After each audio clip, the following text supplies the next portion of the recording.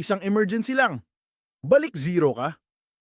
Kahit gaano ka kasipag, kahit gaano kalaki ang sahod mo, isang emergency lang, balik zero ka. Hindi dahil kulang ka sa pera, kundi dahil mali ang paraan mo sa paghawak nito. Kapag wala kang emergency fund, konting sakit, biglang bayarin, utang agad, credit card, o advance sa sahod. Kahit tumaas ang sahod mo, paulit-ulit ka pa rin sa parehong sitwasyon. Kaya, mahalaga, magkaroon ka ng safety net.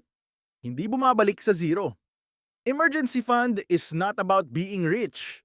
Proteksyon ito para kahit may aberya, hindi ka mapipilit gumawa ng desisyong ikasisira ng future mo. Kahit 50 piso, 100 piso, kada araw, makakabuo ka na ng buffer. Simulan natin ang emergency fund mo ngayon para kahit may aberya, hindi ka bumabalik sa zero.